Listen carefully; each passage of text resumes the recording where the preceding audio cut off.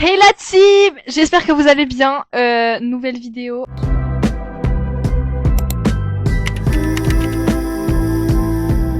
Comme vous pouvez voir, je filme avec ma caméra et je filme avec un micro, sachant que mon micro est horrible. Voilà. Je sais pas du tout à quelle distance le mettre parce que ça fait que saturer, donc je m'excuse d'avance pour le son que ça va procurer. Sachant que des fois je vais peut-être crier, donc j'espère que ça va le faire. Comme vous avez pu voir dans le titre, on parle du nouvel album de Charli XCX, Withering Heights.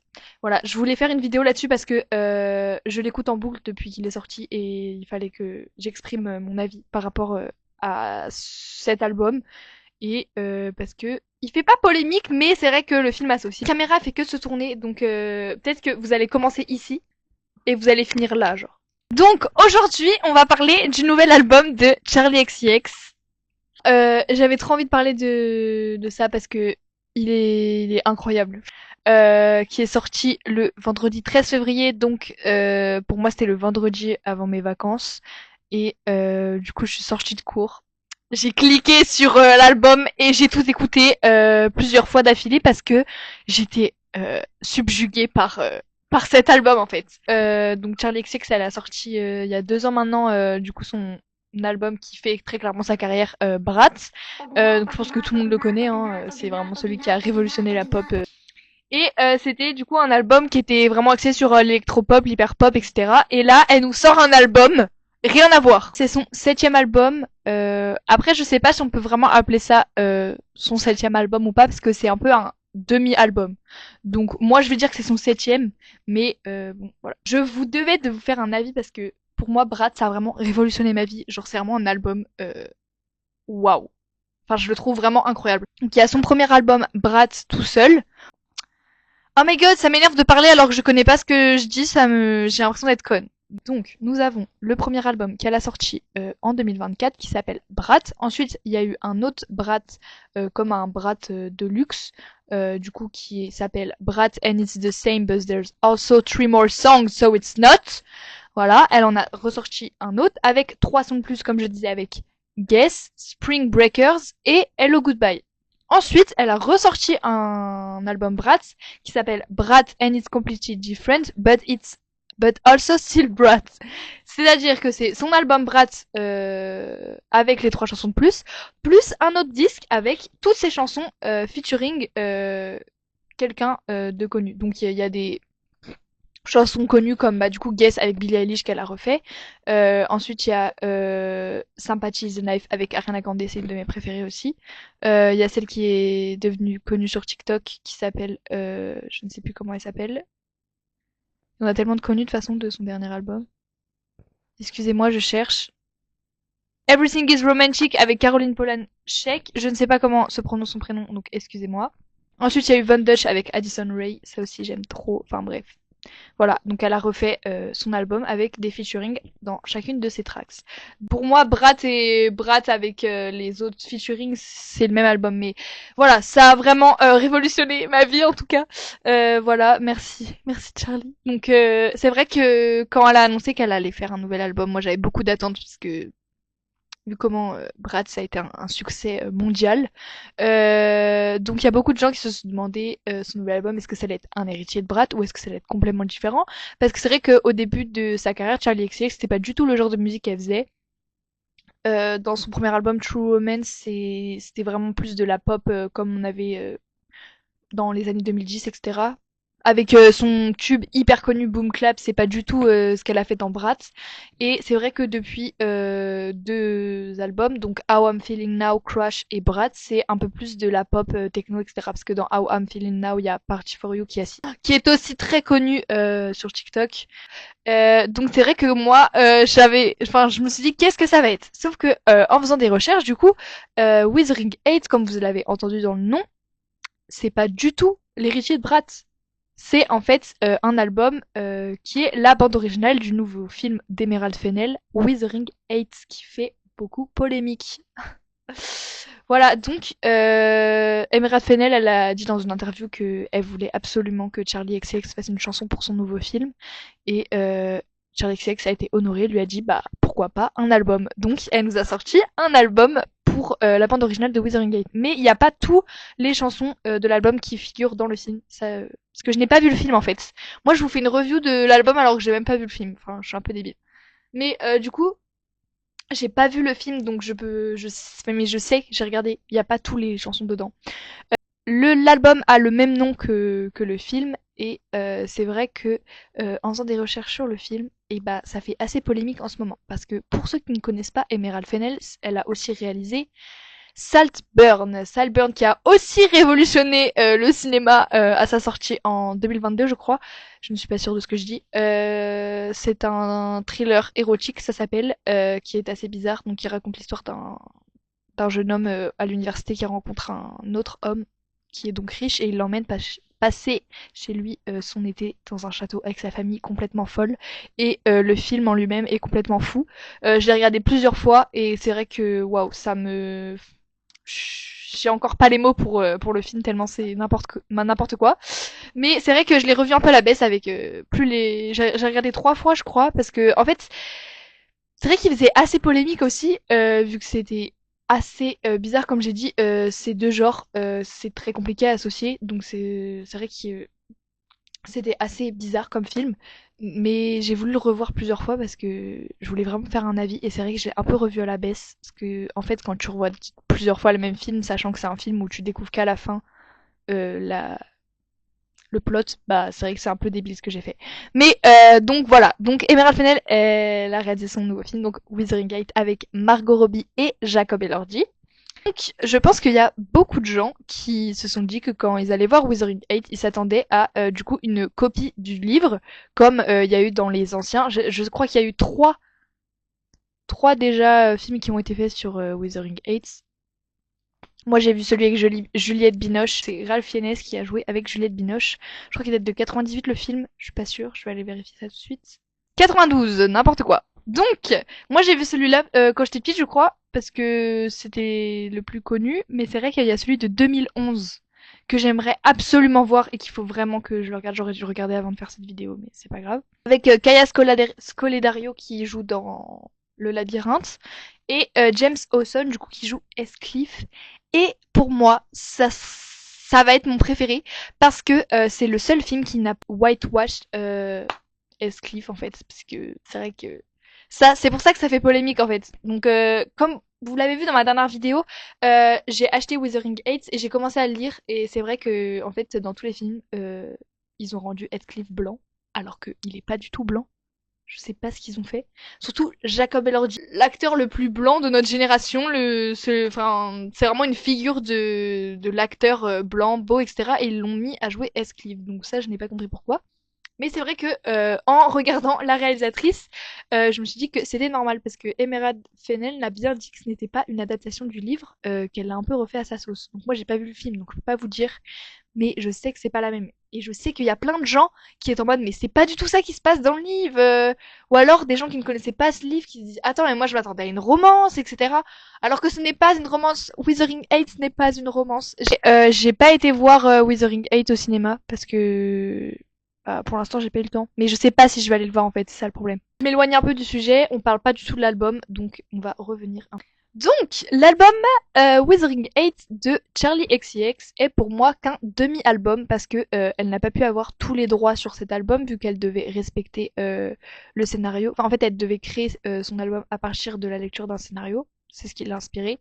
Ce qui fait que on peut l'ajouter à sa discographie, ça c'est sûr, mais ça va pas être le fruit de tout son travail en fait, vu qu'il a été fait pour un film. C'est pas dérangeant, c'est pas grave. Donc l'album il s'ouvre avec la chanson House de du coup featuring John Cale qui fait partie du groupe The Velvet Underground qui a été formé avec Lou Reed.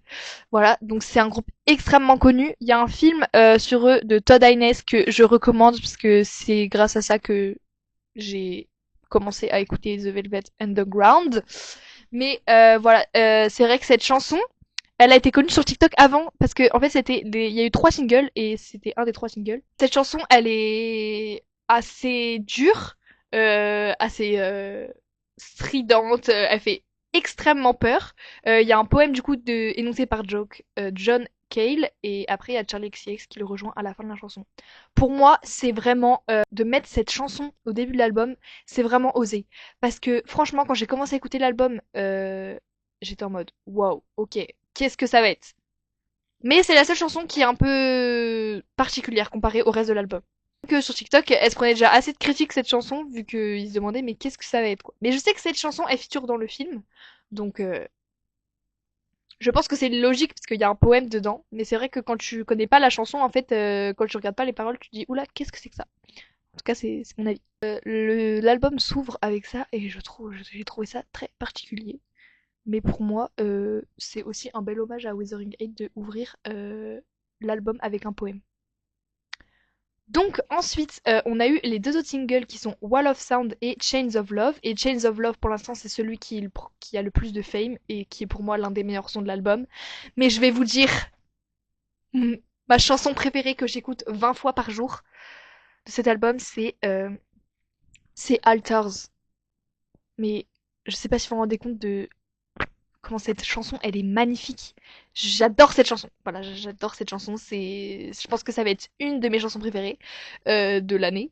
Donc, allez écouter cette chanson s'il vous plaît. C'est vraiment ma préférée. Parce que, en fait, je vais vous expliquer pourquoi c'est ma préférée. C'est parce que déjà, c'est hyper différent de ce que Charlie XCX a pu faire du coup dans ses dernières chansons. Et la chanson, elle est que avec des violons, contrebasse et elle qui chante et qui fait les back vocals. Et oh my god, c'est tellement magique. En fait, tu te fais transporter dans la musique. Les paroles, elles sont bien. Moi, j'aime beaucoup les paroles. Ça me fait penser à d'autres choses et tout. J'adore. C'est pas la plus poétique de l'album, mais les paroles sont sympas. Mais c'est vraiment juste l'accompagnement de juste des violons et de sa voix qui est hyper angélique. Parce que c'est vrai que dans d'autres chansons de l'album, il y a encore des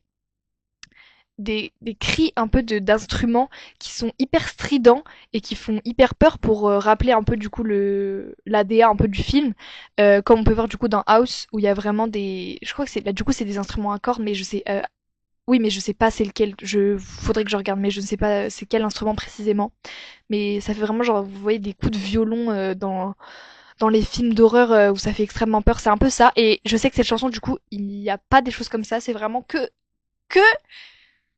comme si t'étais au paradis en fait.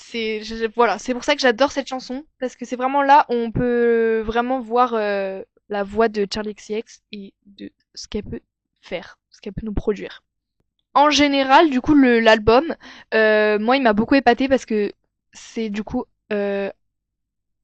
quelque chose que Charlie XCX elle avait pas fait depuis longtemps, donc j'étais assez contente de voir qu'elle peut nous rappeler que en fait elle sait faire plein de choses. Ça m'a un peu fait penser à son premier album True Romance parce que bon il y avait certains aspects en vrai qui se ressemblaient, mais ce que j'ai adoré c'est vraiment les paroles de certains, ça avait beaucoup plus de sens du coup que ses anciens albums, mais je ne peux pas comparer parce que c'est pas du tout la même chose. Mais pour moi, ça reste quand même qu'un demi-album, donc elle pouvait pas avoir tous les droits sur les chansons qu'elle voulait faire. Ça qui est dommage. Et c'est vrai que je pense que ça l'a un peu stoppé dans certaines choses parce qu'elle avait pas forcément, elle pouvait pas faire vraiment ce qu'elle voulait. Moi, j'ai mis que c'était un mélange un peu de gothique et quelque chose d'assez gothique. Déjà, on peut le voir à la cover de l'album. Et en plus, avec aussi le film, du coup, on voit bien dans l'aspect du film et on le voit bien dans le livre aussi, un peu l'ambiance. Donc pour moi, je trouve qu'elle a réussi à retranscrire l'ambiance du livre dans son album. C'est un style un peu plus moderne parce que enfin moi je trouve qu'elle a réussi à mélanger la modernité et aussi en respectant certains aspects du livre parce que en fait comme je l'ai dit Emerald Fennell c'est pas du tout une adaptation du livre, elle voulait faire quelque chose de beaucoup plus moderne et donc c'est vrai qu'elle a respecté le souhait de d'Emerald Fennell tout en laissant une trace de Wuthering Heights dans son album, donc ça j'ai beaucoup aimé. Je sais qu'il y en a qui se sont posé la question de on associe l'album au film ou pas. Vu que j'ai pas vu le film, ayant écouté juste l'album et en ayant lu le début du livre, moi je trouve que ça suffit. Je sais pas. En fait, je pense que si tu regardes le film, tu te dis ouais, ok, ça correspond plus au film qu'au livre. Ça, je pense que je serais d'accord si je le regarde. Mais je sais pas ce que je dis. je raconte n'importe quoi. J'espère que vous allez comprendre ce que je dis. En fait, on a du mal un peu à voir l'identité de Charlie XCX dans cet album. Après, je le rappelle, c'est une bande originale. Elle l'a fait selon quelqu'un, donc elle ne peut pas exprimer tout ce qu'elle veut. Mais c'est vrai qu'on avait un peu de mal à connaître vraiment Charlie XCX dans cet album. Donc moi, j'aurais bien aimé en avoir plus. Mais après, c'est quand même le but de l'album, donc je me dis qu'on peut pas vraiment lui en vouloir. Mais ça montre vraiment que cet album, ça l'enferme pas dans un seul genre musical et qu'elle est capable de faire plein de choses. Ce que j'ai aimé aussi, du coup, c'est, comme j'ai dit, tous ces instruments à cordes, donc comme une symphonie un peu d'instruments. Et ça ramène vraiment, pour moi, dans les écouteurs, tu te sens comme un ange. C'est vraiment beau. Oui, il y a une chose que j'ai remarqué aussi, c'est qu'il y a des chansons hyper courtes. Moi, j'étais en mode, ok. Parce que je crois que l'album, au final, il est pas si long que ça, hein. Je vais regarder la duration du... Ouais, il dure que 34 minutes, avec 12 chansons. Alors que si on prend l'album de Taylor Swift, qui fait aussi 12 chansons, ça fait 41 minutes. Donc ça fait quand même une grosse différence, je trouve. Et c'est vrai que je crois qu'il y a My Reminder et Funny... Non, je raconte n'importe quoi. Sing Sing the Out of Myself, qui sont assez courtes. En fait, ça fait un peu des petites anecdotes du film, etc. Mais vu que je n'ai pas vu le film, je peux pas savoir si elles ont été dedans. Je n'ai pas regardé lesquelles ont été dans le film ou pas. Je suis désolée. Je trouve quand même que ça reste un super album et qui pour moi restera dans un de mes meilleurs albums de l'année pour l'instant. Avec toutes les nouvelles choses que les artistes nous proposent, je pense que ça va être un de mes albums préférés de l'année. Parce que pour moi, les chansons, elles sont tellement diverses. Même si elles restent dans un thème, du coup, ce que j'ai dit, un peu gothique, un peu avec une musique assez agressive dans certaines chansons. Il y en a où c'est assez angélique et d'autres ça reste quand même un peu d'agressivité. Il y a un peu des deux. Il y a un peu de traces, je trouve, quand même de électropop avec des beats assez qui rappellent un peu quand même ses anciens albums, mais ça reste quand même différent. Donc moi c'est ça que j'aime, c'est qu'elle a réussi à se créer elle a exploité un nouveau genre musical et je trouve qu'elle a réussi parce que j'ai été épatée par son album. Je pense que je vais aller l'acheter l'album en tout cas parce que franchement j'adore. Et pour moi, même s'il y a des chansons qui sont assez différentes de d'autres, ça se rassemble dans un même genre et t'es vraiment transporté dans quelque chose quand tu écoutes tout l'album en entier. Après aussi, j'ai pas Spotify Premium, du coup, j'ai pas pu écouter l'album dans l'ordre précis, vu qu'à chaque fois, ça me mettait des musiques qui ressemblent. Donc bon, j'ai quand même pu apprécier mon écoute. Mais voilà, donc c'était mon petit avis sur le nouvel album de Charlie XCX. J'espère que vous avez kiffé. En tout cas, c'était un peu brouillon pour moi. Là, j'ai mes notes, c'était n'importe quoi. J'ai essayé de faire un truc, j'ai pas réussi. Le son, je pense que ça va être horrible, comme je le redis. Merci les gars d'avoir écouté cette petite vidéo et j'espère que vous avez kiffé. Bye, bisous, bye.